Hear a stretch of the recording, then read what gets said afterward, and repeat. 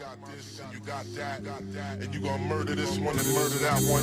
Talking all that bullshit. I'ma put it to you like this, yo. This is for the nerds, this is for the brainiacs, this what we deserve. Go ahead and play it back, you ain't gonna touch me, you not gonna do nothing, you are not above me. I bet you wish you was me, I know that I know.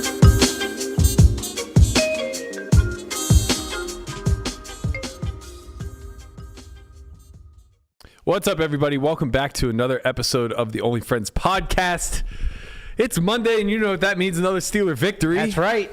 But we'll get to that in a little bit because we're joined by a very special guest who just happened to drop in and will not be with us for very long. Welcome, Mr. Keir Sullivan. Buenos dias. That's you. That's your turn to talk. Hey. You know, you had a lot to say pre-production. All of a sudden, you're real fucking quiet. Where does neck go? Where does neck? There it is. There it is. There he is. He's by far the tallest person to have sat in that chair, and definitely can't tell. Oh man, here we go. Guapo. No, the Guapo. He's a grown man. You shouldn't have to walk all the way over here to plug his headphone back in. No, he's I think not. he can figure Well, it out. here we are. No, he's just adjusting the camera, you know, to I mean, get his massive body into the frame. he's just a big fucking animal. You know what else is massive? Your brain. Hey, Berkey, you want to talk about why I'm here today? Sure. I needed chips. Get your microphone out of my shot. Back up. Just back up a little bit. Yeah, back up. Bring the microphone But with take the mic with you. Take the mic. Thank you. There How you have you go. made it There in he this is. world? It's Like, really people hard. ask me how I've made it in this Oh, world. look how good he looks in that shot. Yeah. Yeah, look at that. Yeah, all half That's of him. amazing. Yeah. Now he looks real short. Who'd you kiss to? Who was that kiss for? Oh, the whole fans. room. The whole the fans. What did they get paid The an only hour? fans. 125. Maybe that's what you got to do. You got to start paying people to play pickleball with you. But they have to be good. Why wouldn't I just get coaching? No, I mean, that's not as fun. I don't understand. I can go play against good people and get my ass kicked all day for free. No, but then you have to wait for. Oh, we need the backyard to be done. Yeah. Need the backyard. Need the backyard to get done for sure. He has a pickleball court in his place. I do.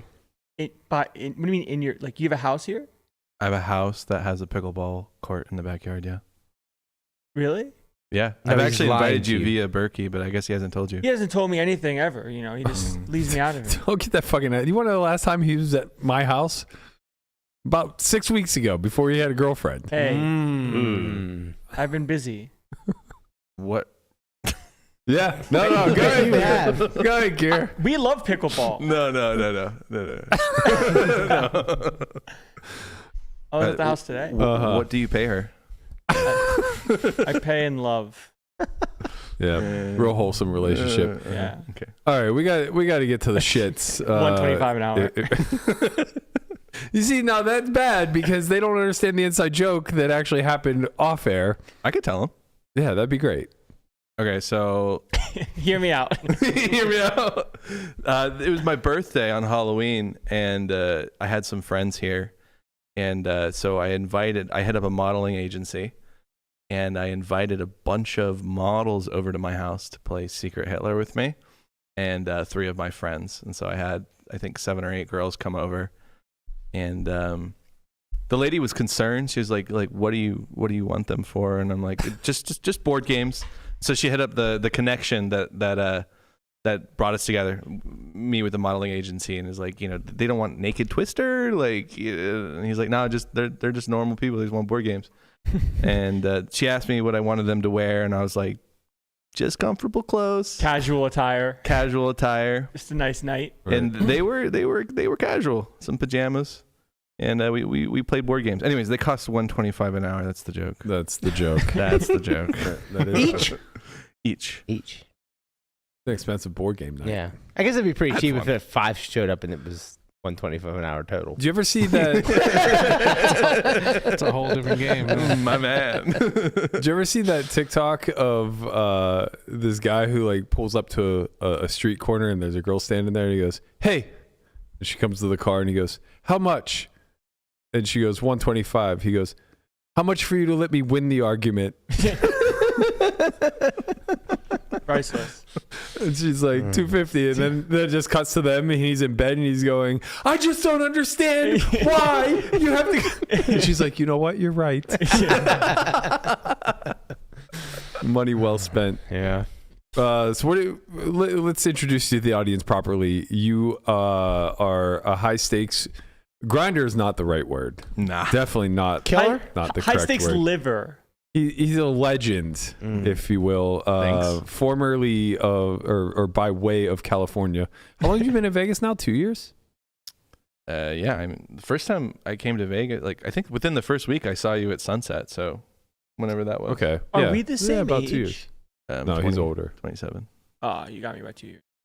Yeah. Same. I was Same for a old second. thing. I was like, "What the hell was Berkey doing at Sunset Station?" And then I realized you meant Sunset. What the Park. fuck is Sunset Station? It's one of the station's casinos here in the greater area of Las Vegas. Matt Berkey. That's how you know you're a DGen. That's what you think of when you hear Sunset. Sunset Station. Never. Hey, oh, it's great. They got bingo. They got movie oh, God. theater. It's basically the other side of the town's Red Rock. What happened to that experiment? You being the Bally's guy. Just that stream no longer with us. R.I.P. Passed Bally's away? Poker. It's like commerce. They do some commerce stuff now. That was good. Yeah, I went the wrong There's direction. a lot of drama about me in the Bally stream. What's going on? Well, we got a 6 and a 4. Do I get into it? And we're oh yes, you do. Oh yeah, I was bluffing with sixes. You're value betting. I was merge. No. This is a classic Keir Merge. Antonius hand if I've ever fucking seen And one. then I got trips, but he dunk jams on me, and I'm like, what the fuck? Of course. Yeah. Yeah, this is a very classic. Where he just classic. rivers the best card in the deck for him. Did you call? I don't feel like watching it any longer. Did you call? No. Good fold. Excellent fold. You went from merging to making a really good hand to finding a way to not put any more money That's in. what happens when you merge. When you merge and you improve, but it improves the portion of their range that they obviously that you were beating. You give can't up. win. Those are some big words, Berkey. Yeah. What? Merge, beating, portion. I can't put it all together. Can you spell merge Which for word me? exactly? Yeah. Where did I lose you, Keir? Which word exactly was it? Was it merge? Some people like to merge. Was it Some people like to beating? splurge. I think it's merge. You know, he thinks that you spell it like purge. What? He's the one who said he was merging to begin with. Yeah. I was betting, hoping that You weren't merging. You were hoping. there was a lot of hope. I was right. Right on every street. Yeah, so why Sort are you of. not there anymore? Oh, Bally's. Oh, Bally. Higher. yeah. So, do I get into it?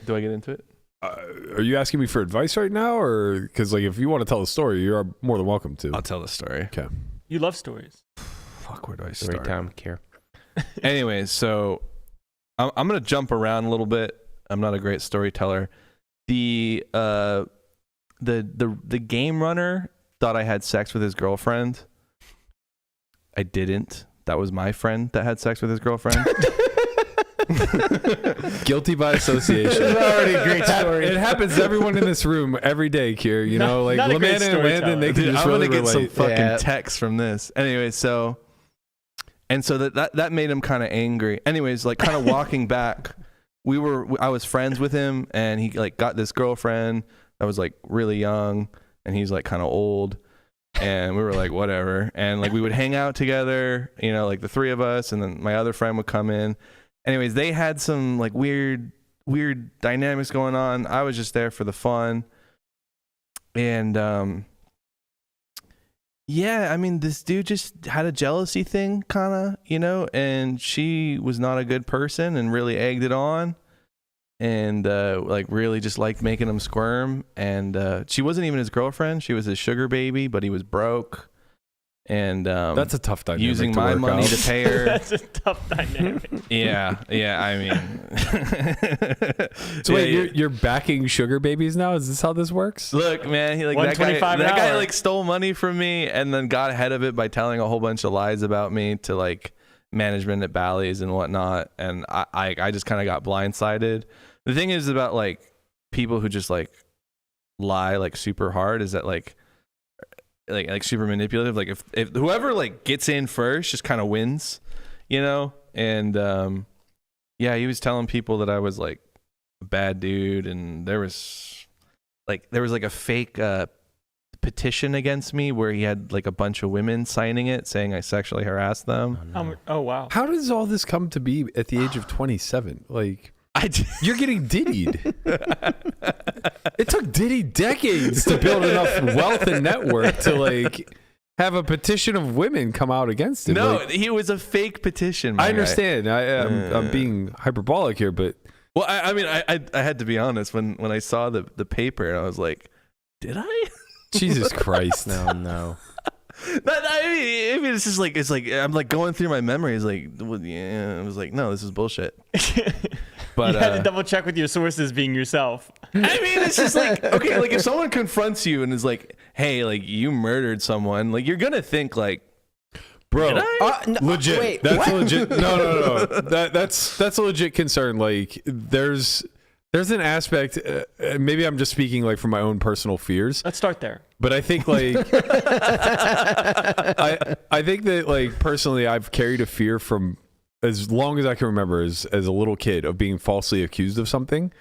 And anytime I run myself through that exercise of like, well, what if, you know, what if you were falsely accused of this, that, or the other? Mm-hmm.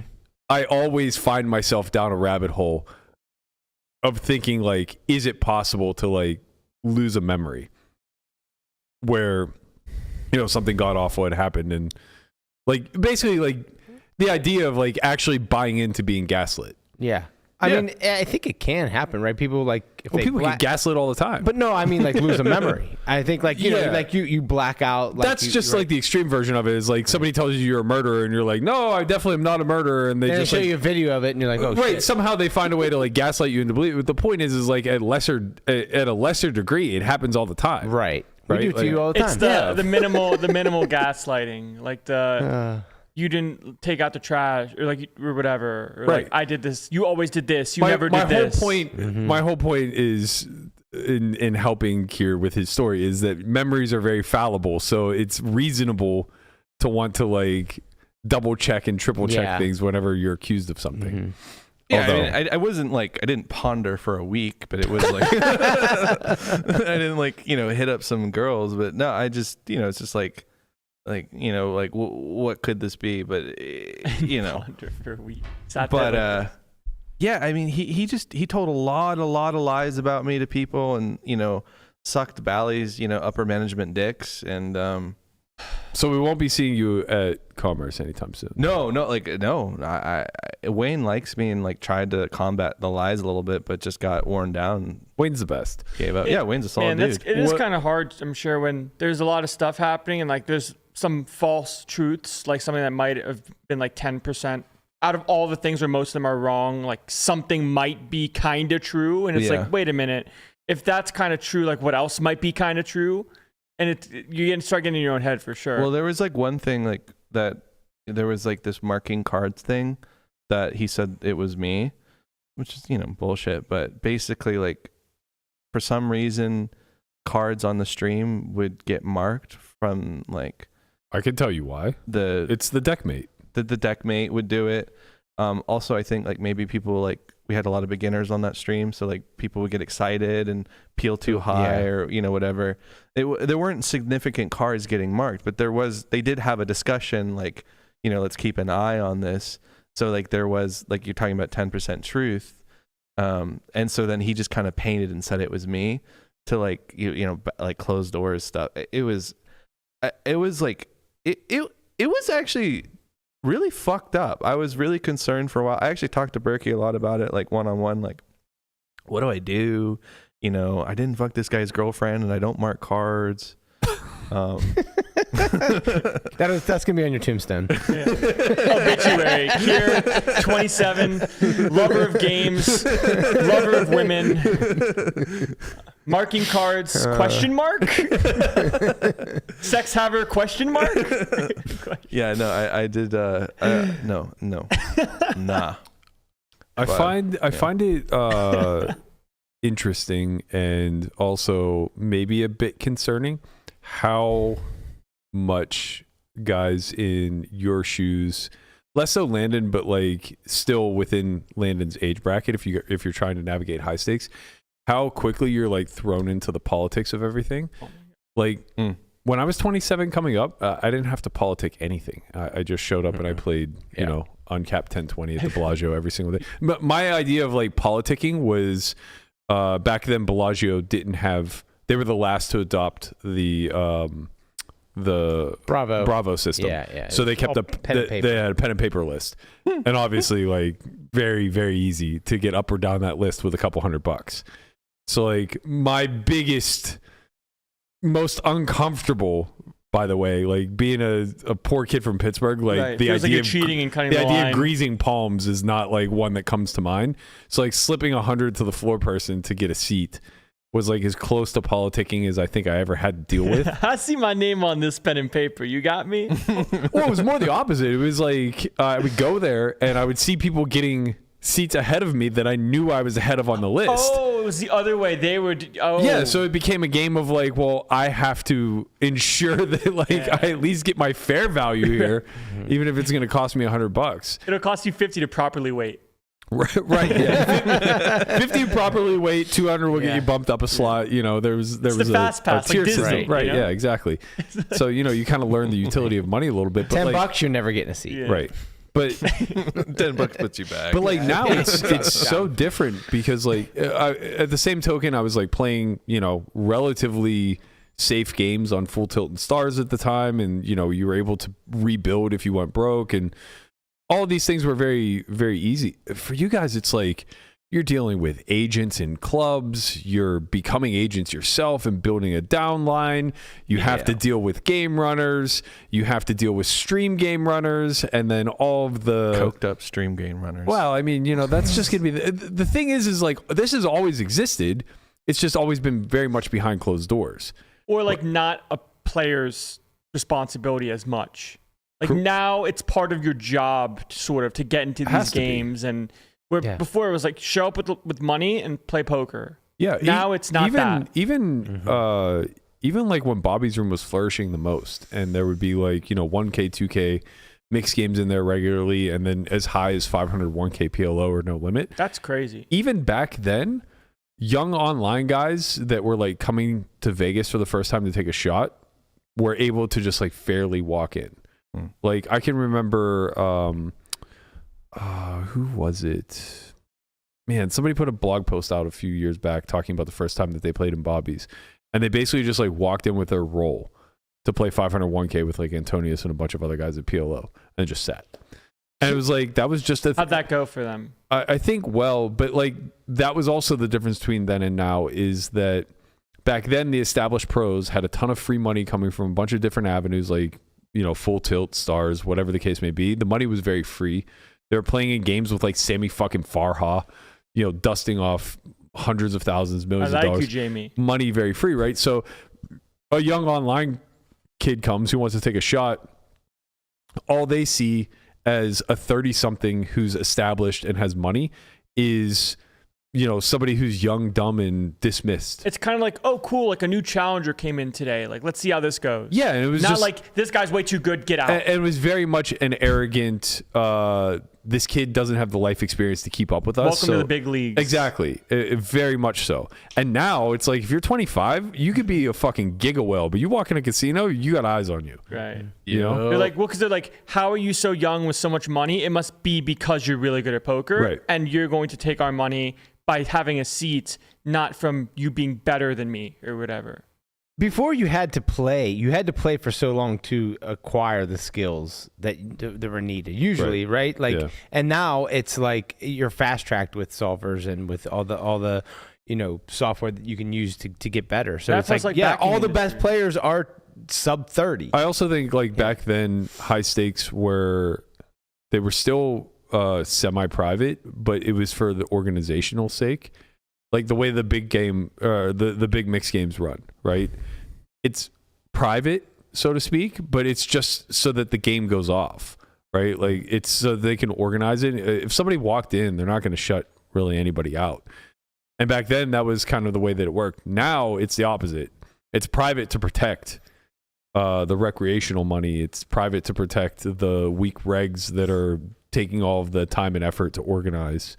It's more like you're a professional assembler, less so like professional great poker player. Well, you have to curate a whole nother skill set now, right? So it's not just all like, networking. yeah. So you have to have this whole other skill set that you need to get really good at, so this other skill set can make you money. You know, honestly though, like Yeah. I think that people, especially like the young pro that like wants shots, as like someone that has been young pro that has wanted shots before, people, it's very easy to undermine or think lesser of these like networking skills and abilities, but they're worth a lot, and they're just as important as being good at the game. Like, I'll tell you what, They're more important. they're worth more than $125 an hour. Yeah. That's for sure.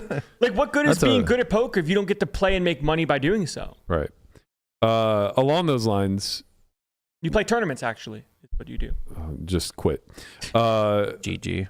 That was what I was about to ask. So, what are your thoughts on GG basically omitting 5K and above and turning it all into invite only perpetual squid? I mean, I have a lot of fucking thoughts. Well, tell Straddling. us. I mean, it's like, you know, as someone who has played, you know, heads up online very competitively, and also plays a lot of the live games, whaling it up non-fucking stop, making my mom cry tears. I think that, like, I have a unique perspective. I think regs they're not good. They're not good for the game. Regs are bad for the game because they take and they take and they take and they take and they don't give back. They don't treat the recreational properly. Like when these GG games, like when the 100K would, you know, run, it would just be snap sit on the whale's left. And like there's this impersonal fucking just take advantage of, you know, these recreational players type vibe to it. And that's just what it was. And it's like, that's just not sustainable. You know, you need to give back to the Rex, to the VIPs. And I think, like, I mean, I don't think GG's doing this out of morality, and they're clearly doing it to, like, you know, keep buy-ins, you know, to keep the rake flowing, you know, keep the fish with buy-ins. So they're playing with weaker rags instead of like Linus and fucking all the can crushers out there, right? So I don't know. I get it. It's sad though. It's sad because it's kind of killing the high stakes dream that you can just, you know, fucking turn $50 into 5 million. Like that's just, you know, you can't do that. But I don't think that's GG's fault. I think that's because people are getting better and that there isn't as much turnover. Like Linus will never be number 10 in the world. He just won't. Because the thing is that like once you get really, really good, you can't get that much better, you know? And so even if Linus stopped playing and stopped studying, like the new guy around the block isn't going to just send Linus down a minus 10 BB hole. Like that's just not going to happen. And so there's not enough turnover and people are getting too good and AI is getting really fucking good that, like, you know, online poker's in a state of managed decline. And I think, I think what GG's doing is a symptom and not like it's a sad symptom, but it's not they're not the bad guys. And that is kind of makes poker cool, just in the sense of in athletics or other sports, like you have your prime and then you just simply cannot be that good anymore. But with poker, if you are that good, you will probably stay that good for a very, very long time, and you'll have those patterns forever. And some people might be a little bit better because they work harder, but it's not like you just become someone that can't play. I mean, in the state of poker nowadays, yeah. I mean, like 10 years ago, like Resolve. Yeah, but now that like you can just kind of grind the computer. But yeah, I mean, getting back into GG, like I think what they're doing is just kind of they're turning it into live poker. They're turning it into app game poker, so that, and I think there's good things about it. You know, it's teaching regs that you have to respect the recreational, the VIP players, and if you can't do that, if you can't give action, if you can't be a fun player, and if you're just going to sit there with your headphones in, so to speak, and try and win max, like you're not going to get a seat, and that's okay. And I think, you know, you're seeing that more and more live, you know, you got the Win game, you got the Bellagio, you got all these private games. Because you don't see like a 5-10 public, 5-10 public still run, I guess a little bit, but not 10-20, right? 10-20's hit or miss, but yeah. Yeah, and that's because they weren't giving back enough, and so I think that's the important takeaway here. So I have a very contrarian view here, but it actually echoes a lot of what you're saying. So I appreciate very much your take on this because A, you're in the arena. So your voice is a lot more qualified than mine when it comes to online. But B, you actually echo a lot of the same points that I have.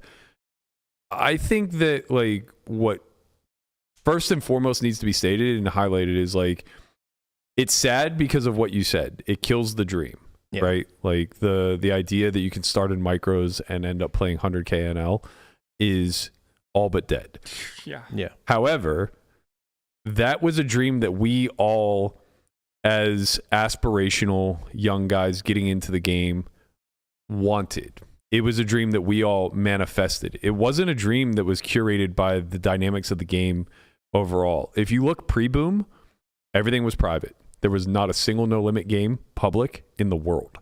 It was all just like home games with the boys. 100%. Any casino you went to, only spread limit. Yeah. You went to the East Coast at the Borgata, or sorry, not the Borgata, but like Taj Mahal, all that stuff in Atlantic City. It was all stud games. Oh, I see. All stud. Limit hold'em. Limit hold'em a little bit, but Yeah. mostly all stud derivatives. You go to the West Coast, the Bicycle Casino, Commerce, shit like that, all 5-card games. Draw games, whatever. No limit. No limit just did not spread. It had a little bit of tournament life to it. The World Series obviously always had derivatives of no limit hold'em in their event structure. So tournament poker has always kind of been the path, right? Right. When you look at no limit cash, of course, existed since the 70s. You chase Doyle Brunson's career around and follow him. Like same thing with Bobby Baldwin. These guys are playing nosebleeds their entire life. All privately with guns on the table, no casino to overlook it. Dude, that must invite be so only. Cool. Like, how do you even get news of that stuff? No, it's not cool at all. I mean, it's cool to hear about it. It wasn't cool to live through. I'm not saying it's cool then. I'm saying, like, as someone now, thinking about it, be like, how did this spread to what it is now? I mean, truthfully, it's like, and this is why I feel like I can give a lot of perspective to this. It's like, cool. I spent 8 years in playing every single day with Bobby Baldwin, listening to stories of what it was like before the boom and stuff like that. And I think people just lack the perspective, right? They're just born into the boom and they think that that's what the landscape is and what it's growing into. And I hate to say it's a sense of entitlement, but like, it's just, yeah, it's a really false sense of reality, right? Like pre-boom, it was all private. Post-boom, like 03 to Black Friday, we were just reaping the benefits of online poker and the operators pumping millions, hundreds of millions into the ecosystem. Man, I hate when you say that because I wasn't there, man. I wasn't there, and I want to be there. Yeah. It sounds so great. It was a very special time, but now it's gone. But that trickle down effect was felt everywhere. So of course games were public. The biggest games in the world were public because they were mostly being funded by online money. When guys like Antonius, when guys like Ivy, Isildur, all of these guys come out of the woodwork to sit. Like that's all largely online money being funded, but never in the history of No Limit Hold'em, never have you seen the 8 best players willingly organize a game to sit together day in and day out. Maybe the only exception being like the very first World Series quote unquote main event where it was just like 4 or 5 of them that played for 7 days straight. And then they voted on who they thought the best player was. Yeah. Well, I mean, reg battling exists, but it's a little different. It's so much different. Reg battling is now just public games, right? And that's my whole point. There's online reg battling, of course, but it's still like the best players in the world playing high stakes. Yeah, but again, those games are almost always propped up by one clear spot. No. I'm not saying that. It requires a whale. I'm saying that like there's a disparity between the winners in that game and whoever's losing. It's more not even, I don't know if it's ego driven is the right way to put it, but like someone, if they're reg battling 3-handed, they think that they're winning. Everyone thinks they're winning. Right. But like somebody's clearly not. You think people just play play around, give rake money? No. I mean, I have experience. No. Well, I mean, it's like when you're playing 3-handed, like you think no one there thinks that they're winning? I think there's, I've seen it. I've been a part of it. There's certainly battles where you have the top 3, top 4, top 5 playing, And yeah, maybe like certain people think there are edges, but if they are, they're tiny. It's really just kind of like ego and grinding it out and not having anything better to do. Right, but it's not like a ton of volume being had here, right? You guys aren't playing like hundreds of thousands of hands. You're just kind of like, I have no life in the grind versus Linus every day. Yeah. What can I say? Right. But like, it's not very wise to do this. It's just kind of like boredom. Well, no, the reason, I mean, okay, I guess I'm not being entirely fair. There are games where you have basically zero edge playing, like, or like near zero edge. And even if you have edge, it's ridiculous to play at the stakes that you're playing, but they're propped up by games that you are a clear winner in. Like Linus, Yasam, and Davey can battle because you got, some Chinese giga whales dumping at 100K at GG a couple times a month. Yeah, that's sorry.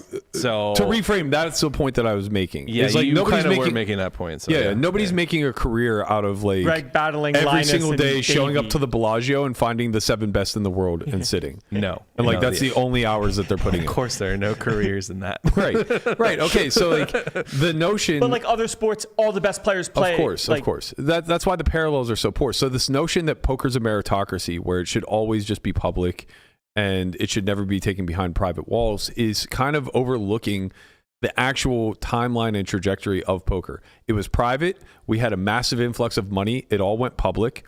And now, post Black Friday, we're recessing back to what we saw pre-boom, right? Sure, there's way more money in poker now than there was in 1992, but there's way less money in poker now than there was in 2008. So it's like, of course, things are going to naturally occur, especially because the game is obviously advancing and becoming more mature from a study level too. So there's going to be things that naturally occur that protect the player pool. And the player pool that every operator is most interested in protecting are the break-even and losing players. Mm-hmm. Right. Yeah. People that give them They go money. away, there's no game. Right, yeah. Hey, you're winning on our site. Let's let you win more money. It's like, that's not a good business idea. Right. It's like that's the to Keir's point when it's very good like for my learn how to treat your customer and everything else. Like that's ultimately what you're trying to do as a professional, is come off as a break-even player. You should act more like the operators. It's why I lose when I play live. It's all part of the plan. It's funny because the thing that is a meritocracy, like to the best extent in poker, is MTTs, and those are extreme high variance kind of nonsense fests. You just start to see it again trend towards zero. It's like there will be edges to be had, but they'll continually shrink. And as they shrink, You think that's true for live? Like some of the bigger field stuff, it's going to be a long time for that. well, no, I mean, no, it won't be a long time. It'll be a long time before they shrink to zero, of course. Like that might not ever happen in our lifetime, but I think it's very reasonable that a guy like Chance was, 200% ROI in a 3K 800 person field 5 or 6 years ago. Drawing dead now. Maybe not drawing dead, but he's not 200%. Slim. He like everybody else who's very good at poker is like sub 100. Nobody's making 100% ROI in these fields anymore. They've just gotten too concentrated with people that are fucking competent. I can't sell 2.0 anymore. No. Damn it. Sorry, Tortoise. Depends if you're posting some pics with it too. Yeah, you gotta put up nudes up to get main event swaps. 125 an hour. Like even the main's a great example. 125 a Like pick. there was for sure plenty of time where people were making 2.0. There's Like people probably like tweeting about selling at 2.0 and people just snap it. yeah, for sure. And there has to be maybe nobody that's 200% in the main now. Imagine In the main event? it's crazy thinking about it. Like imagine like making a tweet saying like selling for the main event at like 3.0 or something. But like that used to just be the way you used to be. No, it wasn't like that because anybody that was Jesse Lonis is still 2.0 in the main. anybody that Changed could my mind. anybody that could justify that high of ROI would not sell. Red did wouldn't sell. It's just like, why don't you just keep it for yourself if Right. you're that good? And they do. Right. And also a lot of it's just like the lore, right? Like if you're capable of getting 2.0 or 3.0, Right. you have a ton of money from winning at poker. Time to bring back the main event conversation. How much would you get paid to not play it? Mm-hmm. I'm 5K? telling you, it's way less than you guys think. 5K? Yeah. I don't play it. You don't play the main? Have you played the main? I played 1 year. 1 year? How'd you do? I cashed. Wait, why don't you play the main? I hate it. Why? Tell me more. I don't like poker. wait, hold on. No, but You something fucking liar. Oh man. You're Nah. such a liar. No, but there's something here, man. Like, Yeah, there you've definitely played is. so much No Terry. Limit in So your you young think. life. What do you mean? So I You've think played more than me, man. we're probably close. I've been playing for like 4 years. Yeah, it's probably close. The difference is the bulk of his volume is like sub 510. Where the bulk of your volume is like north of 100. Yeah. Or at least north of 50, 100. I started from less than $50. I don't have $5 million. He's No, he's the actual. He's actually living the poker dream. You're an anomaly. the aspirant. I You got a boat and 125 an hour. 125 an hour. Where did you start? Where did you start? Like, how did you find poker? I used to be a discretionary trader on the stock market. And I was listening to a podcast called Chat with Traders, learning like strategies or whatever, and one of them was someone who had played poker professionally. Is it Dan O'Brien? No, he wasn't like a big guy. He just, played micro stakes and did okay, and so kind of put it on the radar for me. And so I went to Global Poker, shortly after that, and I got the fucking high, man. Mm-hmm. Fucking the shakes, turned $10 into $80. My hands were shaking, even though I was trading much bigger than that. Man, I was maybe gonna say, yeah. maybe we were Get that high from playing trading. against each other back then. I was on Global playing 2 cent, 4 cent, 5 cent, 10 cent. Yeah, I mean, I would just go on there, deposit $50, lose it, but like just have a great fucking time. I remember one time, the first time I deposited on Iggy, I was playing that 2 cent, 5 cent zone. Oh yeah. My heart would fucking race. Like I would be shaking, just clicking the button, trying to win every fucking. I don't know, man. I'm just a. But yeah, then I just like. Played 100, 200. Yeah, basically. I just tried to chase the high, man. And now what? Now you're just coming down from it. Now you just realize Now I have what a is boat. poker. Yeah. Yeah. You go wakeboarding. Is the thought of playing like 12 hours a day for 7 days just sound torturous to you? Is that why you don't play the main? Oh yeah, no. I like literally like I don't actually play that much poker. Right. And then you'd be forced to just play a lot of poker. No, I would just punt it off. I would just be like, I'm You get- free rolling here. yeah. Either I get to go home or I double up. Right. I mean, Berkey can tell you when I play the Bellagio game, like it's fucking pulling teeth to play more than 2 hours. Yeah. Yeah, but that's also small for you at this point. Yeah, it's You have access to a lot bigger games. I'm sure you don't leave those games early. But the environment. Is I also mean, probably well, more I fun. mean, I don't leave them early because of politics, not because I want to stay there. That's fair. I think there's this in like Bellagio is like a private game, but it's a little bit more open. Whereas like when you start getting a little more private, like you don't have fillers because the fillers are too good. So you kind of just got to keep the game running for each other. And so I respect that. Yeah. Which Important is- if you want to see. Yeah, exactly. Which is different than being good at poker and coming and going when you please. Yeah, I mean, I think live poker is it's not about winning, man. It's not about winning. It's about having a good time The and friends you make along the way. just don't be a cunt. It's always a good motto to go by. But no, it's about like it's about having a good time and letting other people have a good time, and then in that sphere of things, if you can win, then fuck yeah, But like if you can't have a good time and you're not letting other people have a good time, like stick to your fucking public 2-5. I think along those lines, like buttoning up the GG conversation, as well as like how live poker has kind of done the same thing. I think what's like really important is just like expectation setting. So most of this stuff gets a bad rap, mainly because it shits all over the dream. But what needs to be important to understand is that the dream itself is an outlier scenario, regardless of how available it is. Well, I mean, it just is. It just look like. Of course it is, but you need the dream, man. You need the dream to get new players in. You need to sell. You need to sell something to the kids, you know. Yeah, but for a lot of people, for the vast majority of people who get into this, the actual dream is just like some level of independence from a 9-to-5. So if you can make $50 an hour playing poker as opposed to your 9-to-5, you would take it in a heartbeat. Like freedom and sustainability. Yeah, you would even take maybe a pay cut if you're making $75 an hour in your job and you can make $50 an hour in poker. You might happily switch. Yeah. So the point I'm really trying to make is that like we like to frame this as this is bad for the longevity of poker. It shits on the dream, blah blah blah. But the truth of the matter is it's probably good for the longevity of poker because it ensures that these private sectors will at least be available to the outliers. And at the end of the day, the people who truly find wealth in this game are always going to be outliers. So it doesn't really matter if they're an outlier because they're the best networker as opposed to the best no limit hold'em player in the world, right? Yeah, well said. It's just all about framing at that point. Like, what are the best no limit players in the world doing these days? If they're not playing private games, waiting around. Tritons. Yeah, playing three-handed, waiting Right, for playing tournaments. Right, just Yeah. playing Tritons. I mean, yeah. I mean, Like finding a way to get some action. I know Linus Love is challenger in TFT. Right. So he's just playing other games. Like he made it, but and has lobbies open. So if someone randomly sits, he'll play. Yeah. But that's like the other thing too is that you can't play. the best players in the world, you know, it's easy to frame them as this like omnious group that nobody like they just vision Ominous that group? or ominous group. They just what did I say? Omnious. Omnious.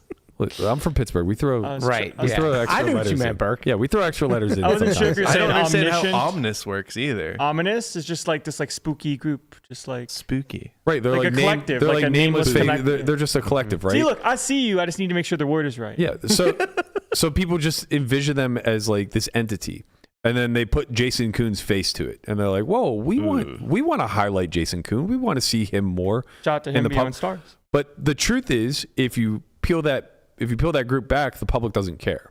They don't care about Linus Love. They don't care about finding out the identity of OTB Red Baron. They don't care about these, you know, legends that are in existence online. I think people care about Linus. I think that people who Are in the aspire know. to the dream because they're on that path care. The ones that bought the dream. No, the ones that got good enough to potentially become Linus care because that's the path that they're on. But I don't think like your average 2-5 grinder who wants to play in Bobby's room gives a shit. And I think that there are more of What do you mean gives a shit? I feel like everyone knows Linus. I don't think. I think if you polled like if you walk through if you walk through the horse Wow, show this during is- the Okay. New podcast segment. Let's get some fucking New odds down. podcast Come segment. on. It's called Keir on the Street. You guys are gonna get some bets down. Yeah. Keir's gonna go to 2-5 and say, "Hey, do you know No. who Linus Do Loviger you think is?" Andy knows who Linus is? I don't think he could pick him out of a lineup. I think He probably know the I think he name? knows of the name. Right. Yeah. But like if you Because I put think like he's a good barometer, right? yeah. He's a I think if you 2-5 put reg 6 and- online guys lined up Right. next to one another, he would just be like That's the game. because is- their is he faces put- don't matter. the game. They're online players. It's their name that The matters. game is you put at a 6-handed table 5 regs and a whale, and you say, "Who is the whale?" You say I mean Oh, that'd be great. Like lineup. it's like Linus, yeah. Red Baron, like Sauce 1 2 3, and then like you say who isn't winning in this lineup like to your point, yes, the name carries weight. here in the street. But if the name disappeared because there's no face attached to it, people wouldn't care, right? But like if Antonius's face disappeared from the public, people care.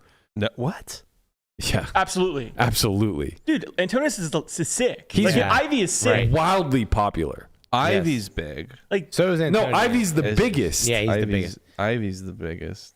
but those are like household names. There's no online guy that's a household name. That's the point I'm trying to make is that they want to preserve this quote unquote dream, but the realization of that dream isn't even Yeah, the look, path. there at it him. is. Look Look, at this just guy. crushing it for $5 million. This guy looks like the same as he was when he came on the scene. He smells He's really like good. off I that bet he does. Off that No, he adrenochrome. really does smell Yeah. good. Like, I'm serious. When he donk jammed on me, I was smelling him. We were trying to sniff if he was bluffing or not. And you're like, man, No, I was just enjoying that's that the scent. YSL. He's got like a light musk. but like Jesus, what's happening right but now? like a clean linen musk. Clean linen's nice. Clean Yeah. living, Yeah. clean linen. Yeah, Yeah, right. a clean linen musk. I think it's good to be Patrick. It's good to be. Yeah, he's I mean, he's gorgeous. His wife is gorgeous. I think his daughter's gorgeous. Right. Like I feel like his bankroll's gorgeous. I don't think he's married anymore. I think he's I'm sure he's doing fine. He's mean, not he's paying definitely- $125 an hour. No, Right. they're paying No. him $125 an hour. Yeah, they're paying him more. Yeah. yeah, at a zero. There's maybe. no like the only online guy I think that can come close is like probably Isildur. Like Tom Dawn doesn't count as an online guy anymore. but neither No, he does still Isildur. does. Doesn't he? I mean, I guess, but like, I wouldn't even consider Isildur an Like the online guy legend anymore. of, you know? There's just a huge separation between the pre-Black Friday guys and the post. Yeah. Right. You got Doug Polk, who's a online guy. I don't think anyone thinks of him as an online guy anymore. Agreed. WCG writer. Yeah, I didn't know that. I just know Doug. Like you know what I mean? WC Dick Rider? What? No, WCG Wait, writer. what? It's his name. Oh, sorry. Online. Sorry, my bad. you're being mean. You're being mean. Yeah, he's being mean. Are you guys friends yet? No, Okay. absolutely not. Mean guy. Mean guy. Yeah, What are your thoughts on Doug? Very. I think it's time That's for a whole the mock. nother podcast. No, it's not. I've said this One many, sentence. many times. One sentence. Very, very good, shrewd businessman. Very piece of shit human. Bad friend. I think it's accurate. I think Sounds he would pretty take that as a accurate. compliment. To Yeah. be honest. He'd be like, you know what? You're right. I appreciate the Actually, honesty. he would find a way to disagree about that. Probably. I'll do a whole video on it. Get the memes going again. Breaking news. Berkey thinks I'm a piece of shit. Yeah, like I guess here's a good example of the final table of the main event, which I'm sure you didn't care or follow or watch much of. But like, do you think that the public was rooting harder for Chrissy B or Lena? This is not close. I mean, this I don't isn't know what even we're like, talking about. This isn't debatable. I mean, you know who Lena is? I don't. Really? the online guy doesn't know like one of the most sickest online tournament players of all time. No. Wow. Maybe there is something to this. Wait. You've made my point. Exactly. I don't know who Chrissy B is either. You don't know who Chrissy Foxon is? Oh, Alex Foxton's wife? Yes. Yes. Yeah, I know her. Okay. Her last name was Bicknell before she Correct. got married. Oh, is that what you Chrissy call her? B. That's Chrissy what B? that's what getting married means. Yeah, I guess I do. I guess I do. I do know her. He sees the point now. It's all coming full circle. He doesn't like this. No, feeling. no. He's like, shit. This doesn't smell like Antonius. Right. This is what we do to all of our guests that come on the podcast. We got him. It's Got him. okay. Berkey winning an argument. What's? It's It's a okay. dirty feeling, isn't it? It's okay, but the point.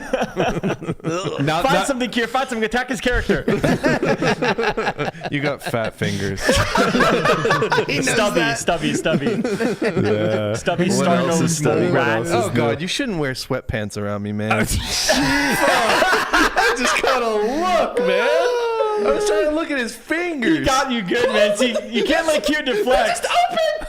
Can someone camera that? You can't let No. Keir deflect like No, this. someone cannot camera that. There's no tent pant in sweatpants. It's just a. Buddy, you had a fucking picture of your molded cock as your Discord picture for like months. I don't want to hear it. Are we gonna talk about that? Go ahead and talk about it. Tell them what you did. Look, he's hiding away. He's trying Tell to them hide what behind the you mic. did. Look at him. There's this website called Clone Willy. I'm actually familiar with this. Yeah. Of course you are, Guapo. So is Nick Bertucci. Hey, don't do that. Did Don't not do put that. them in the same category. That's not fair. What a Monday. What did you do? I made a bunch of dildos, and every time I slept with a woman, I would offer one as a to-go bag. A parting gift, if you will. parting Go gift. bag. Here's Goodie my bag. penis in a to-go bag. Do you want the glow-in-the-dark one? Do you want the purple one? Do you want the one that sticks on the mirror? You know, you've got options. Jesus Christ. Glow-in-the-dark was How popular. many were purchased by you? I have a backlog sitting at my house. It wasn't a hit. It's been a dry year. 125 an hour is not enough. If you brought that Oh my. say it to the Arya once in a while as a card protector, I wouldn't be mad at it. Yeah, because you don't play at the Aria. Exactly. Exactly. I Yeah. would catch the memes and I wouldn't have to endure your dildo propped up on the table. I want to bring the dildo to Bellagio. Please don't. People are rooting for Chrissy, man. Let's bring this back. Yeah, no, like now that we've solidified that point. Why? Why? Only $34.99. What are we promoting here? Special In case, offer. The light skin tone. Right, Use yeah. promo code Keir. I mean, Oh my god. Buy one, get one, 20% off. What did You bought in bulk, didn't what you, did that Keir? one guy at Bellagio say his nickname was? He goes, he goes, Wait, can I tell this story? yeah, please. Go Okay, ahead. so my name's Keir, and I was. Okay, there were two tables. I was on like table 1 or table 2. Irv, this guy named Irvin's on the other table, which I think makes this story a little bit better. And I'm talking about how, my name's Keir, and they used to call me Keir the Queer in middle school. Mean. And That is mean. the second I said that, this guy Irv, his ears perk up, across the room kind of, and goes, "Oh, don't worry. If it makes you feel any better, they called me Irv the Perv." No, it doesn't make you feel better. We're both just getting bullied. It's infinitely better if you saw Irv because he's like, Oh, gosh. he's like an engineer and he has like range charts printed out on paper that he leafs through while he's playing in the game. And just out of the blue, he perks up. He goes, "That's okay. They call me Irv the Perv." He heard bullying. He wears instantly. the same shirt every day. Hey, Steve Jobs. Him and autism is a little sprinkle, So when he Boating said Lake that, Mead. That's your job now. You're a professional boat taker outer. well, yeah, I do like boating. When are you gonna shift into the pickleball career? Aren't you late for pickleball, by the way? Yeah, I'm gonna go. all right. He couldn't take losing an argument. Yeah. All that happened was he realized that he didn't even know who Nice Lena seeing you again, 900 Keir. was. See you later, Keir. Man, Always a pleasure. Thank you, Keir. these Appreciate online it. guys don't know anything about the I history gotta of the tell game. you, that's a hell of an entrance and a hell of an exit. Yeah. We really got to get him like a Bud Light T-shirt. Yep. We need him to ask people that play live poker who Linus is. Yeah, I think that would go over I'm telling well. you, there's a lot. feel like- there's so many people that don't know. I feel like Keir is the Post Malone of our like poker circle. I think that's a fair. Just because he looks like him, assessment, yeah. kind of. Nah, I don't know vibes. He does have vibes. Yeah, I mean, to wrap this up, the point I was trying to make, now that we've established that he doesn't know who Lena is, who's literally the best tournament player in the history of online poker, that is the general consensus, I don't think anybody, like the vast majority of people, didn't know who he was. I think they got introduced to him. until the world. Yeah. The main event. And so the How point, fitting. You couldn't even make that up that he didn't know that. Like, of course. So the point I was trying to make is that we talk about this like ominous group here of like nameless, faceless people that are the outliers that, live the dream. the global elite. But it's not like it was before. It's not before. Living the dream was becoming Negreanu, becoming Ivy, becoming Helmuth, like becoming joining the Durr. collective. Like you join Yeah. the people. Of Like, course. There's a collective group of people that played literally on TV. You turn your TV on, and there they were, and you know who these people were, and you're like, I want to be that person in that seat, and that it doesn't really exist now because Those aren't the best players in the world. Right. The best players in the world are all anonymous. right. Or at least faceless Yeah. to the public. And so this notion of preserving the quote unquote dream, people aren't even fighting to preserve the thing that they are pursuing. The thing they're pursuing is grinding through the levels in their local casino to hopefully play in Vegas someday and maybe make it to Bobby's Right. room. And a lot of if people, anything, they're trying to aspire to be more like me or Keir than they are to try to be like Linus. yeah. Right? So it's like the notion that like that's so far gone. private is bad. We can't have this stuff happen because it kills the poker dream. The meritocracy is that it's like it never lived. It never. Right. It literally never lived. And if you want to preserve that meritocracy and you want to make everything public and fair where the 8 best in the world duke it out, just know that you have to strive to become Linus now.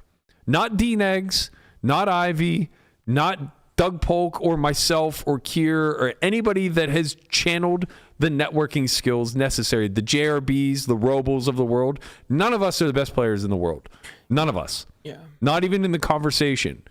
But we are all in a more profitable spot than a lot of the best players in the world when it comes to game selection. And that's always going to be that case unless some outside group brought money in and created some league where it's like now the 8 best players are playing not on their own dime, but they're playing each other for some big amounts of money. And no matter how much sponsorship,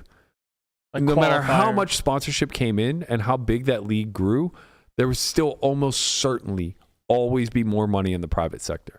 It's always been that way. All business. Yeah. Name me a business where there isn't more money in the private sector. Yeah.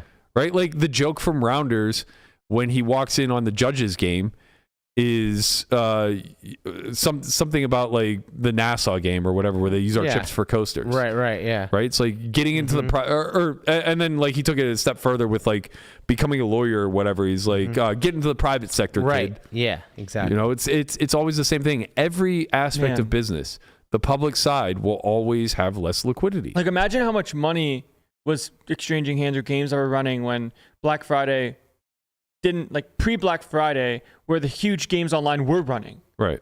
There's probably so much, and that stuff's still probably going on for what it's worth because that game is so insulated and protected. We have no idea who gets to play in that stuff. Yeah, like it's Robles' game. Sure.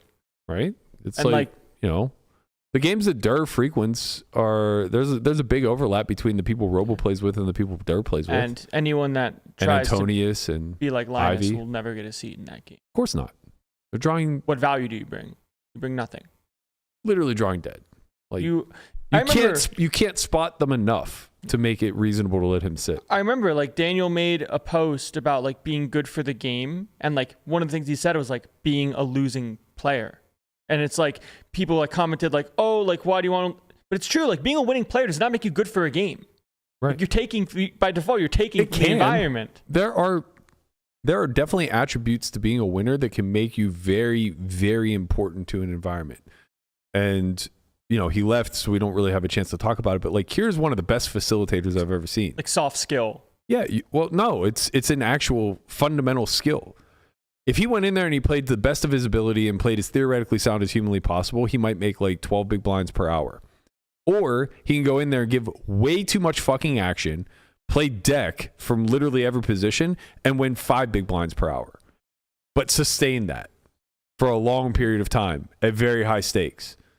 So do you want to make 2K an hour in perpetuity, or do you want to make 5K an hour for 20 hours before you get kicked out? Right, before they yoink you. Right.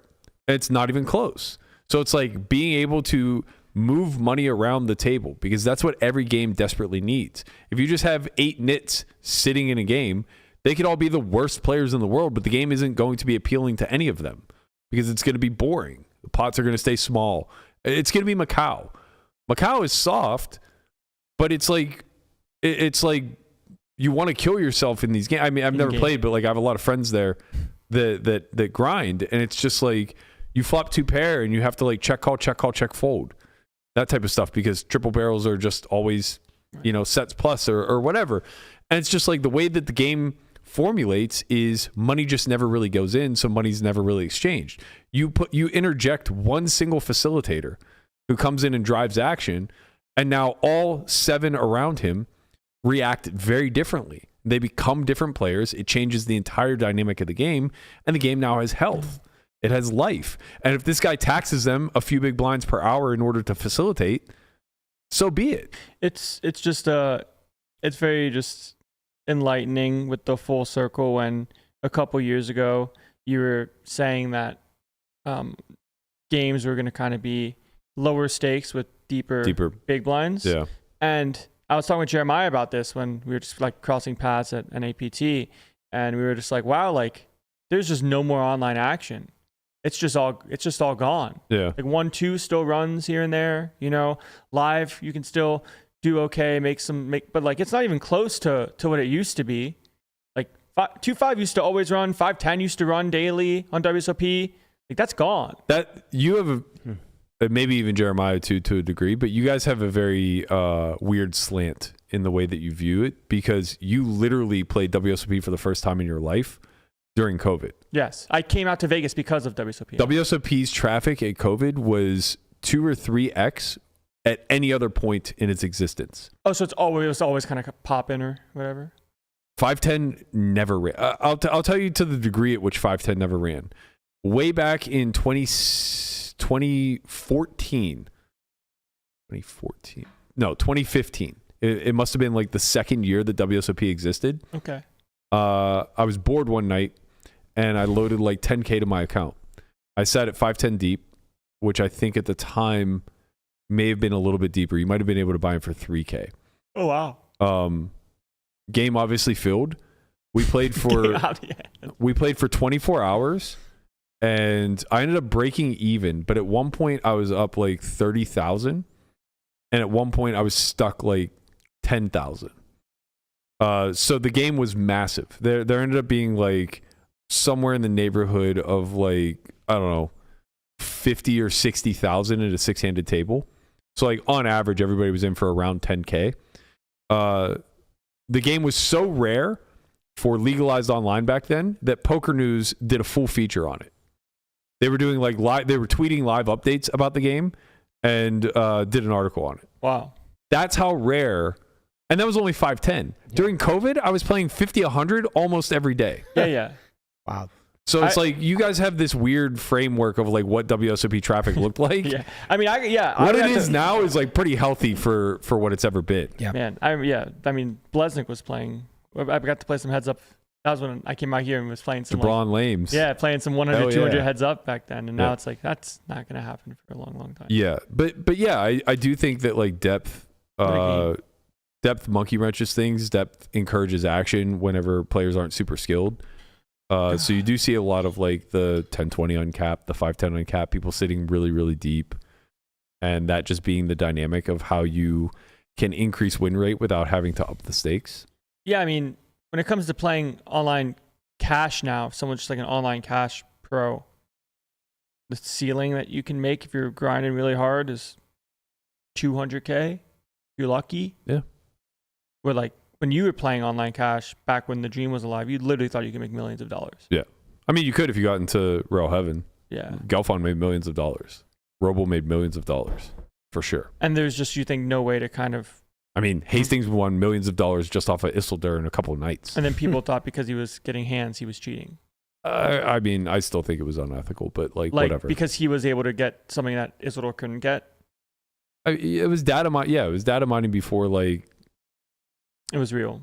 I don't know, man. I'm very much, we held that panel on MDA and like the thoughts on it. Nick Howard, Chewy, and a few others were involved. And I'm very much on board with MDA is completely fine when it's globalized to a pool. Yeah. But it's absolutely unethical when it's weaponized against one human. Yeah, that makes sense. If you could just scrape 100,000 hands of a single player and then just like anonymously play them heads up with that knowledge, that seems very unfair. Right. Yeah, I mean, when it comes to, wow, interesting. Well, I guess it's because it's personal. Well, what do you think about if someone before the solvers became public had a solver and they had access to this information? So much different. Because all they're doing is curating a general strategy. You're personalizing exploits against a single human, right? When Nick Howard develops like things for detox that allows you to exploit a pool, you still suffer the variance of not everybody plays like the pool kind correct of of everybody who's an outlier to the pool. Or, sometimes I'll see lines on Ignition when I play that's like, oh, that's 3x pot, that's detox, I'm just gonna min click range, right? And he's gonna fold. Yeah. So it's like you make yourself exploitable also, but the point is that like when you're so dialed in that there is no counter exploit because you have the entire roadmap of somebody's gameplay. Yeah. Like their fold to double barrel is 60%, right? Their call river is 55%. Right. So now you just get to curtail your strategy perfectly for that. Their check call, check fold is undercalled or type stuff like that. Yeah, and it's different if you're curating that data on your own through playing them. Like because you're paying the cost to get it. You don't know any better because until you play the spots. Exactly. But if you just go out and you buy or like what happened with Hastings where he was just given a massive data sample set from Townsend hey, here's all my hands, and I'll take hand to note, look at it, and then go beat him for Which, tons. for what it's worth, they didn't have hand to note back then. But I guess still, hand to note adjacent. Well, sorry, PT4 probably. Or more just like you just look through the showdowns and you're saying, okay, we can develop this idea because of the showdowns that we didn't even pay for. Yeah. Like part of like calling rivers and sometimes like information. Yeah, like, of course. You know, and you're getting that for free, and Right. that is Yeah. that can be unethical for sure. Yeah, definitely. Man, poker's it's weird because poker's in a great place for now with tournaments, but like very, very sad, very small in cash, unless you're playing in sick games and you're cool, and then it's like pretty nothing good. sad, nothing. People just have to accept the reality that exists. Not sad, like, it just is. Yeah, it just is. Like, is the precedent that GG's setting good for the players who generally frequent 5K and above? Absolutely not. It's super shitty for high stakes regs. There's no getting around that. Now you have to like go back to playing smaller stakes, and your hourlies are cut, And that hurts the smaller stakes now. because right? now the sick end bosses are coming back down. Right. It's like instead of going up, you're going Right. But, you know, the other side of that is if the general quote unquote dream trajectory is you get into poker to find financial freedom, you actually execute and develop financial freedom, and then you're forced to exit because there's nowhere else to scale. That's not such a bad thing either. Yeah. You know, if guys like Sauce just aren't playing poker any longer and they move into a hedge somewhere and start advising or investing or doing whatever the fuck it is that they do, the world isn't worse off. You know, it's inconvenient to us, and that sucks that like but all athletes are forced into retirement at some point. The fact that poker is developing a natural exit strategy isn't the worst thing in the world. You know, it's maybe it just more feels turnover. like it feels like it's a bad thing. It's just forced. It feels really bad because it's forced turnover. It's forced retirement. Like Keir said, Linus is never going to fall out of the top 10, well, right? when he said like he's playing TFT, like he's playing a video game. Right, Like, because it's forced turnover. Yeah. He doesn't have any incentive to try to stick around when he's leveled off. this is kind of what you were talking about, like when Lena got third in the main for 4 million. It's like, what are we doing still playing on Sunday? Right. It should be for forced turnover, but like he just loves it too much. He's happy And grinding it's out not a online. shot to say like, what are you doing? It's No, just not like, at all. yeah. It's just, you know, he's very happy making whatever his expectation is per year, where most people in his spot financially, I don't know his finances. I shouldn't speculate, but like, let's assume that he has multiple millions of dollars. A lot of people in that spot would say like, okay, I don't want to increase my net worth by 3% every year when I could move into another field and passively do so at 2x that amount or 4x that amount. You know, I'd rather take on risk elsewhere. Yeah. But again, that's not a value judgment. Like, he fucking loves it. He developed the skill that allows him to be the absolute best, and he should be free to compete for as long as he wishes. And he is. And he is. And he does. And that's fine. Nobody should judge him. I mean, based it's the same off thing of it. like the way that like I kind of view like pads at this point. You know, like Patrick doesn't have to play poker at all anymore. Yeah. But he just loves it. You know, he loves the leaderboards, loves the titles. Like we were talking. But like, even he said himself, within the next 4 years, he doesn't see himself doing it. Right. And until he sees his exit, he wants to win all the leaderboards, get all the things, do all the achievements that he can because he's good enough, he's able to, and has the ability and funding to do That's it. the hard part, personally. It's Like, getting to that point. Well, no, it's seeing the exit. Like, I'm Like right saying there. you're done. Yeah, I'm right there with him. It's like I have plenty of financial freedom. I have a lot of, you know, assets and liquidity and things that I could be doing. I could be spending my time elsewhere. It's just doing what? You know, like you grew up in the game. Deadlifting, listening to Creed Yep. in Even when I was doing that, I was playing poker.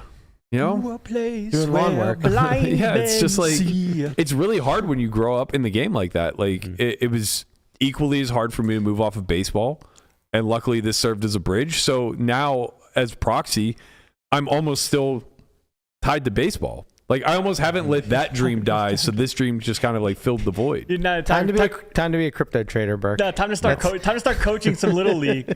He's like, no. The last thing I would do is get into a more More volatile. no, not more it's not volatile. volatility. It's the volume. Like, Right. the last thing I would do is get into Like lock another in on your volume computer based. for Right. X amount of hours a day. Like look I at would just other never do research. another volume based career. There's no Right. shot. Yeah. You'd Like rather do, anything I like- moved into would be less hours, like not more. consulting. Sure, Yeah. yeah. Everyone says just do some consulting.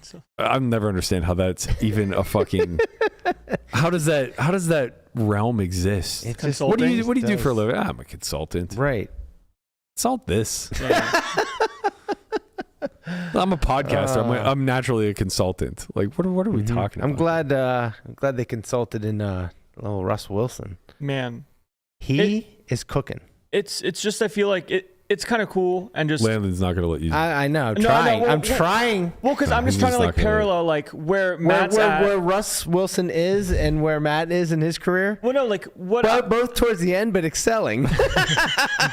But it's like where my perspective is with my career.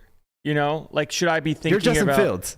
You know what I mean? Like just thinking about in the sense of what's the right approach and like when to exit if exiting is an actual like I didn't think about this stuff before. I think everybody in your shoes, and this is, maybe what people don't want to hear, but it's why I appreciate Barber so much, even though maybe the audience doesn't, because he's sending a message that it's not like super palatable. But the truth of the matter is, it's like everybody gets into poker for all the right reasons, but they stay for all the wrong ones. Yeah. So it's like Hotel California. you got in because you wanted financial freedom. You got in because you love the game. You got in because it's a logic problem. You got in to develop all these skills. And it's like, well, as that starts to happen, your thinking and framework should just be get the money and work on some sort of exit, right? It's not that you have to fast track the exit or even fast track collecting all the money. It's just those are the clear goals. Your processes, whatever, should be built around those two goals.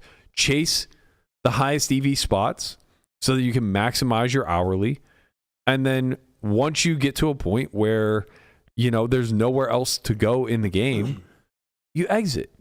Yeah. You even soft exit, whatever. Like you play recreationally. We're always going to be able to have the game available or like to us in if some you have capacity. enough money, you just kind of buy your time back. And I guess that's what I'm seeing from a lot of the guys that are in like their mid 30s, like kind of not moving out of poker, but playing way less, like finding other hobbies and things to do because they made it and they found a lot of wealth somewhere. 5 years from now, you will not see, and this is not a slight against them. It's not because they're going to get played out of the arena or anything like that, but you're not going to see Lonis. You're not going to see Sepiul. You're not going to see...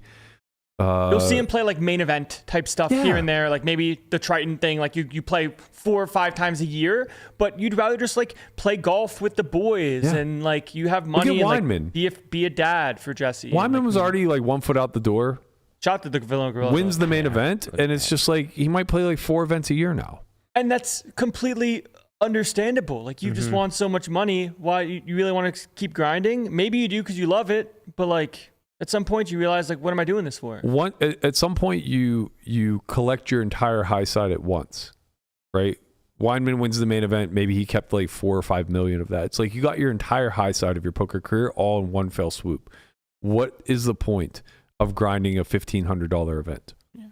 Right? It's just for fun. Yeah, it's It literally has to just be for fun. It makes zero sense otherwise. Like, what's the point of grinding a 3,500 WPT where first is 550? It's not that you wouldn't like 550. It's just that you win so infrequently, and that 550 doesn't change your net worth very much. You have to really love it to like be in and out, be in the game and put in the volume. Right, and what I'm saying is that can become a detriment. That's why I'm saying people stay for all the wrong reasons. Mm-hmm. Staying for the love of the game is the wrong reason to stay. Right. It's more like ego pride. Like, oh, he just loves it. Right. Like, but doesn't he love his time? It's just right. Exactly. Because in order to stay atop and stay competitive, you're sacrificing so much other stuff that you also should love.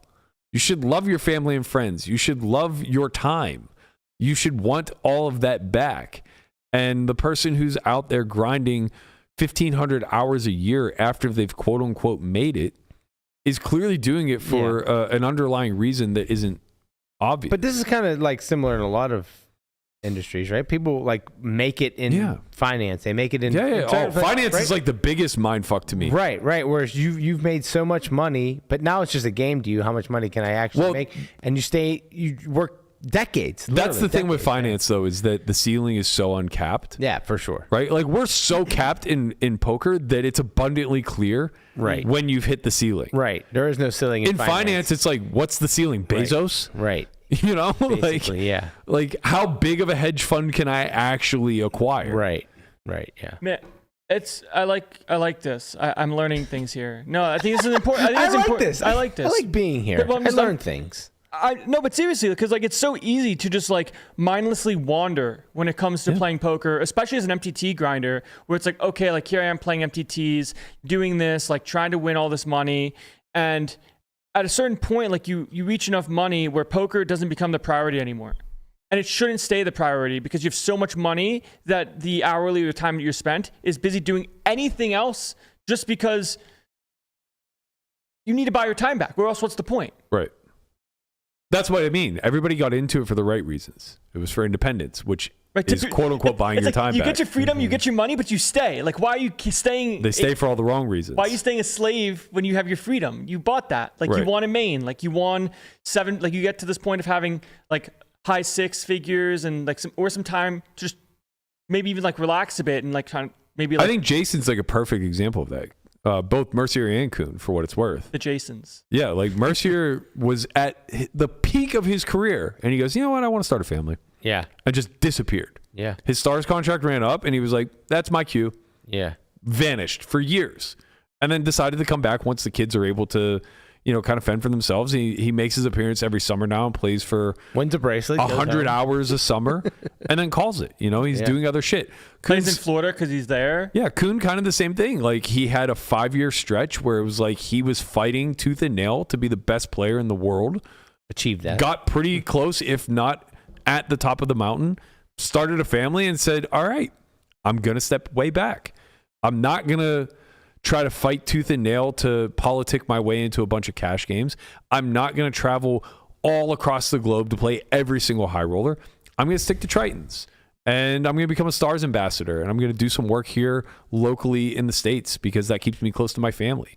And I'm going to get paid to do it. Right, because if it was just pure poker dream, pure like self-indulgence for that, it would be like, I don't want to have a family. I want to keep playing these things. Yeah. But it's like, well, now you have a lot of money.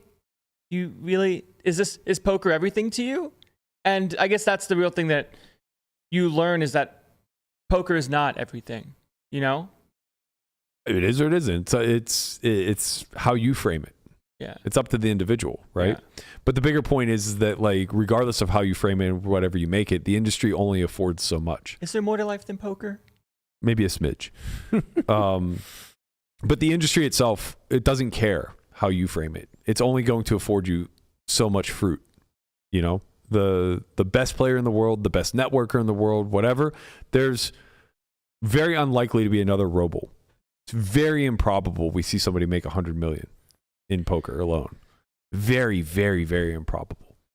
And that's not a bad thing. It just is. It just is. Just is, and that's okay. The ceiling lowered, and that's just the nature of it. So it's like when operators do things that they feel is in the best interest of their player pool, as well as lining their pockets. Yeah, we can be upset and we can shout from the rooftops like this isn't fair. It's not fair. It's by no stretch of the imagination fair to the guys who are grinding 5K and above. But it is. It just exists, right? It's not fair to everybody who's capable of playing 100, 200 that has their nose pressed up against the glass of Bobby's room and won't get an invite in there. But it just is, you know? And the alternative is create your own little berry patch. If you're willing to battle it out with the best regs in the world, go open sit and convince them, give them a reason to sit with you. What you'll find is that game probably won't run. Well, they'll play for a little bit to see if you're good or not. And then they'll make their value judgment. And if they think that you're just as good or they're not winning very much, they won't play. Sure. And if they think that you're bad, they're going to. Bigger point is that, like, at scale, like, that game just doesn't really go, right? And if that's the case, then that's a clear signal that these are the market forces at work. You know? It's not about being good at poker. It's just about people adjusting, and there's not enough money there anymore. Yeah. People want to have a good time, you know? They don't want to have they're not having a good time when they get check raised and tripled off into, and they're like, I don't know what to do. Yeah. Unless you're Keir and you have the deck, and they're like, oh man. The deck is nice. I could have everything. Shout out to Marchie. Let's go, Marchie. Yeah, Marchie. can we end on a positive note? Yes. Jeez. We're gonna have to change the thumb. It wasn't a negative note. I know. It Let's just go, sounded so Marchie. like I mean, somber. It's somber because it's real, and people don't want to hear Right. real. People want to hear that they can make $1 billion and they can do it by starting from zero. But the real answer is like you kind of can't, and that's okay. But you can learn a lot along the way, and that's important. Starting from zero and making your way is certainly doable. Starting from zero and making 100 million is just not, and that's completely reasonable, I think. Yeah. But Marchie cooked. Marchie cooked. Let's He go. won the NAPT main event for 723,000. 765. 765. Landon knows because he had a small little swap with him. Well, of course. Never pay the tithe, Swap baby. King is back. Pay Swap the King is tithe. back. Let's go. People ask me if I play poker anymore. I say I don't know. Swap. You only play for the swaps. Yeah. Yeah. Good strategy. Yeah. See, that's what you do. You make a bunch of money. You get out of the game and you just play for the swaps. Yeah. Swap to the top. Yeah. It was sick. I was there for the rail. It was a very fun time. Brought the girlfriend with. We had a great time. Brought the cat. Yeah, we saw. Brought the cat. Good pictures there. Yeah, you guys made the victory about you. No, it was for him. No, He wanted me. It was all about you. Nah, you had a good time. Saw the cat's name up on the banner. Yep. Yeah. As Marchington won. It's all about Landon. It's Everything's not about about me. Landon. No, it's not. If I've learned anything, it's nothing about me. Not I'm very about the happy race. for my friend. Not about the race. It's fucking about me. Very I'll tell happy you for what. Marchie. Steelers. Conrad tried telling me he won the. Oh God, he has to be the worst sports bettor in the history of sports betting. So I said that the Steelers were going to cook, and they did. They cooked. This game was exciting to watch. It was an interesting spot as a Steeler fan going into, because being 6-2, you have a little bit of room for a letdown, you know? Yeah. And I was just like, this game's going to be close. They're a 2.5-point dog. Commanders are good. They're on the road. Yeah, the Commanders are good. They're on the road. Like, we might win this game. We might lose this Right, game. It's going to be pretty close to a flip. It is Right. what it is. I didn't like feel disrespected or anything. Like, whatever. Like, if we end up 6-3, we end up 7-2. Like, those are just two outcomes that could occur. Game was a fucking blast to watch. I lost my weekend warrior pick because I picked under 41.5 like Lower. an idiot. I did take the Steelers on the money line like a genius, and I got cooked. But I was telling Conrad, Steelers are going to be a 12-win team. Take it to the bank. Right. Lock it up. And he's like, "Abs! Oh my God! Have you seen the back end of their schedule?" I go, yeah, it's very tough, but they already have 6 wins. I believe that the exact words were, "You're on crack." Yeah, you're on crack. And I said, look, maybe they don't win 12, but they're for sure going to be an 11-win team. And he goes, and of course, like he does the Conrad thing, and he starts going through the schedule. And he's like, loss. So he's like, I think they win 2 games. Dude, can you give me what the schedule is? Yeah.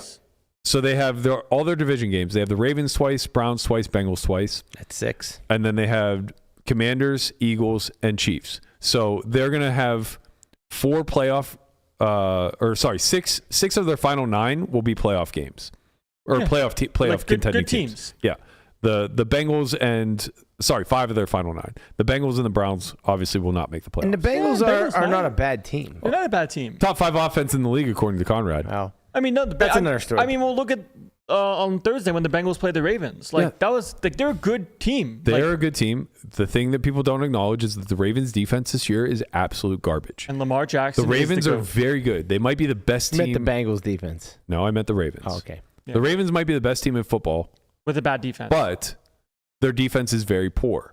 And so what you saw is 2 good offensive teams slugging it out where both defenses are absolute shit.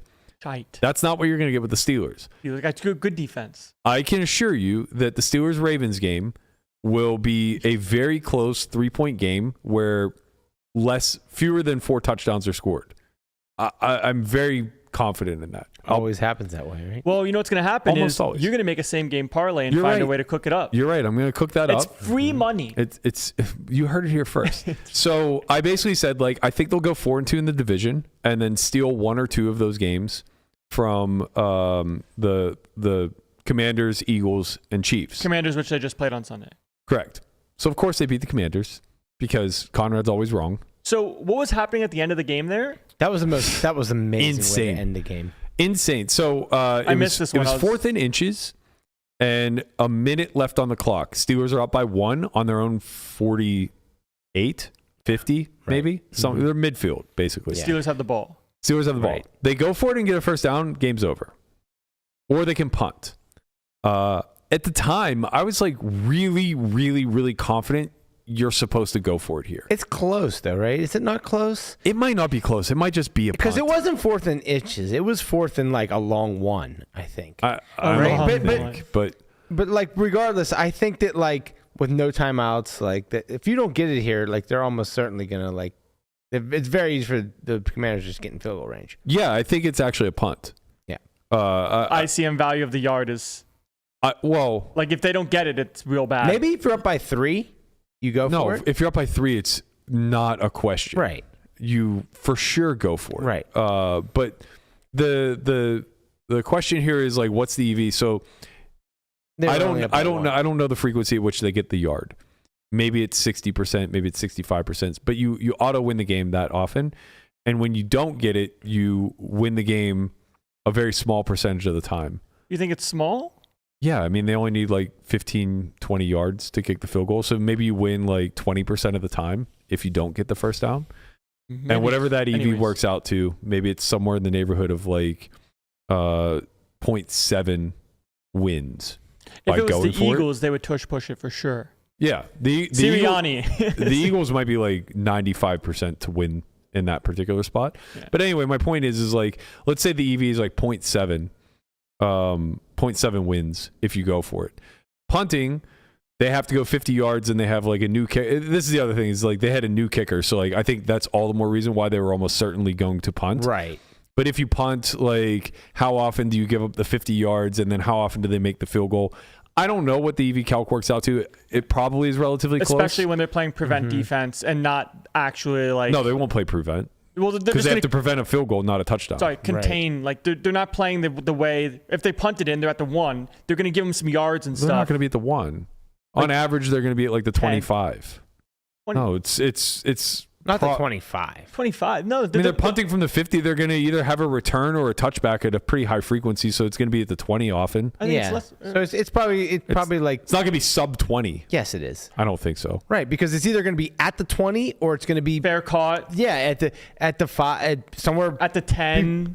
yeah. It 10 to shouldn't 5. ever be fair caught at the 10 or back. But It they should do, but They always do that. not on the last possession of the game. You're always going to gamble for the touchback. Nah, I think if it's punted to the 10-yard line, the guy standing there, he fair catches it. It also depends on how you That's punch the ball. crazy It's talk. crazy, but that's what it would happen. But if like kickers are good at keeping hang time as well. We're so like, losing the point of what you even brought up is the Steelers had a decision and we don't know exactly what they would have done because they decided to try to draw them off sides. That's what they try to do. So they go up to the line, they do a hard count, and it's so insane that it worked because it's just like everybody in the entire stadium, albeit they're all Steelers fans, knew it was coming, right? And Russ does the hard count. They jump off sides. Now we get the first down and we can just kneel on it and game over.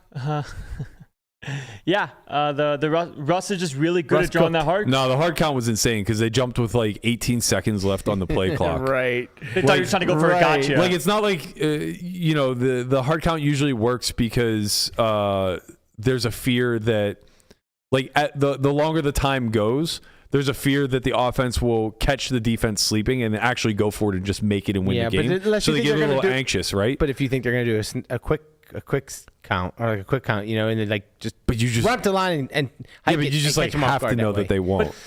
Like it's such a big gamble. They have a timeout in their pocket. It was so bad that he jumped off sides. That's what makes like playing offense in this position so valuable. You know? You're on the button. You have a massive edge. Yeah. Because You you know- know you if know- you're going to run the play or not. Exactly, and you also know you get to time it. You get to anticipate all You that just stuff. you just tell your line, don't move. Yeah, a lot of things like swung in this game. It could have. There were a lot of things that could have made it go either way. The Steelers missed a fake punt early in the game, which I think Yinzers are probably going to be pretty critical of because they did it from their own 6.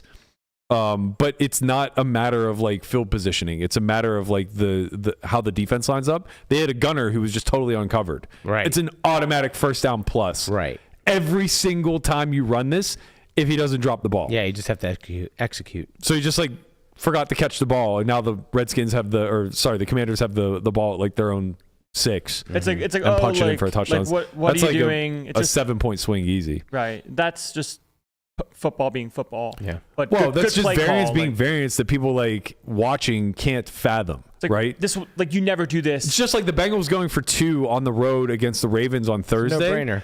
It's a no-brainer. It's 100% of the time you absolutely have to do this. And we saw the prior Sunday 3 different occasions where the visiting team tied it with no time left on the clock, chose to kick it, went to overtime, and never touched the ball. Like this when Bucks played the Chiefs and gave Patrick the ball, and then it was over. Yeah, that's one example of it. So it's like what the Bengals did is a no-brainer. You absolutely have to do it. But whenever they miss that 2-point conversion, everybody second guesses it. Everybody has a fit about it. Same thing with this punt, right? 90+% of the time, they get a first. Yeah, they get a first down plus. 10% of the time, you give up a fucking touchdown the other way, and that's brutal. But like, you're not giving up that many points. It's like 0.7 points the other way. If you have a jam spot and it's a clear jam spot, and you jam, and the guy just snaps with the nuts, you'd be like, "What were you doing? Why did you jam there?" It's just results oriented. It's dumb. But what else was great about yesterday? Survivor pool. We cooked again. We did cook again. Survivor. I mean, We're moving on. We cooked by. It doesn't matter. We're moving on. We got the nut result almost while making a whale play. I made the biggest blunder imaginable with who we picked, and it couldn't have worked out any better. Worked out so good. The only way it could have worked out any better is if Philly lost also, because then we would have had none of our other alternative picks win. Right. And right. I'd say it would have been We Jacksonville. were basically coming down to the Chargers, the Eagles, or the Bears. Correct. And we decided to go with the Chargers, which when we saw, everyone's pick come out, we were like, shit, because Torched it. Right. This is last week. That's last week. Yeah. It was actually the Chargers were the biggest owned at over 40% of the field took the Chargers. Like, fuck, we don't want to be on So that. the expectation was between like 20 and 25. Right. And I thought like if we miss, it might be like close to 30. In which case, here we go. Yeah. If it were close to 30, like we would have been slightly below breaking even. We would have been like 0.98 EV. At 41% owned, we were 0.92 EV. It was the lowest EV choice we could have made. And the Eagles were like 1.22. It was like a big disparity. Huge disparity in picking the Eagles versus the However, Chargers. none of that EV is realized when both teams advance. So it just the what makes the Eagles so high EV is for a scenario like what happened yesterday, where all the other teams lose. And then, like, the Chargers or Minnesota also lose. Yeah. Sam was saying in the chat, like, this is going to be the ultimate lesson of EV, where you take the Eagles, every favorite gets wiped, and then there's 15 people left in the pool, and they just chop it up. Yeah, but instead, we get rewarded. So now we move on with the rest of the pool, which was going to happen at a high frequency, and we still have the Eagles chambered, which is really important. Well, not the rest of the pool. The Giants lost. Giants lost. Bears lost. Falcons lost. We're down to, like, 105. 105. Yeah. Falcons lost also. Yeah, and we had sweats too. The Niners almost lost. The Ravens almost lost. That could have been another 11 gone. And the 49ers almost lost. The Vikings almost lost as well. Trevor Lawrence got hurt. I said the Niners. Oh, sorry. Yeah, Trevor Lawrence got hurt. And it was almost like a day where only the Chargers won, which would have been the classic play bad, get there strategy. The EV of our pick is approaching 140,000. Right. Oh, yeah. Pretty good. We're getting there. Right. Yeah, we are getting there. Who wants exit? I need exit liquidity. I'm not rich enough for this. No. You don't have enough. You don't even have enough to exit. I do. I haven't. You sold 3% when 2%. the team. Okay, sorry. You sold 2% when the team was worth like Shout out to 40K. Jesse. More than that. How much? 65K. Okay. Thank you, Jesse Sylvie. Hey, selling to Jesse made this team alive. It did. He's happy to be here. Go Patriots, Enjoy baby. your $1,200. I'm free rolling. Okay, so now you have 8% left, and you want to exit more now that we're worth 150K. This is why I said, it seems Burke, I said nice. I'm not exiting until We're my worth pick 1% of the prize pool, and you want to just keep dumping off the little bit of your team ownership. I said $1,500 is $1,500. I said, listen, I got 2%. I'm not until it's worth $10,000. I don't know why I'm discouraging him. Like, we should just let him keep dumping. Yeah. You want to buy it? Yeah, I'll take it. We'll speak. Okay, I'll happily take it. Like, it's so early to cash out. It's not that early though. It's pretty early. You're already free rolling your 10% and then some. Yes, I am. Yeah. But like I can get more. You should take money now. What I'm saying is most of the time when it comes to stuff like this, you do not win the event. Okay, but Diamond hands, baby. But you have 8% Okay, of if I'm not 140,000. I mean, So you have $12,000 in equity. Whoopity doo. Tell you what, you're gonna have to pry my 2% No, but, for like, my if you have- cold dead Okay. hands. Yeah. Let's just pretend you have a net worth of like, call it 100K. Yeah. And you have, call it a 12K, like 12K in this investment like in whatever you want to call this, Sure. right? At some point, like the investment number becomes too high for what you have Yes, at some point. overall. At some point. But your number is going to be different than the actual number. So yeah, but like it's just you have so much asymmetric upside, and the utility of 12K is very low. But it's not But like you should exit. I'll No. give you $12,000. I don't want to exit completely. Is the point? What's the difference? 1% of The difference is your attitude. the upside isn't 14 million when it's all said and done. So it's like No, it's if probably you have not. 1% of the 2 million that we scoop when we chop this thing, like who gives a shit? 1% of 2 million? Yeah. 20K? Yeah.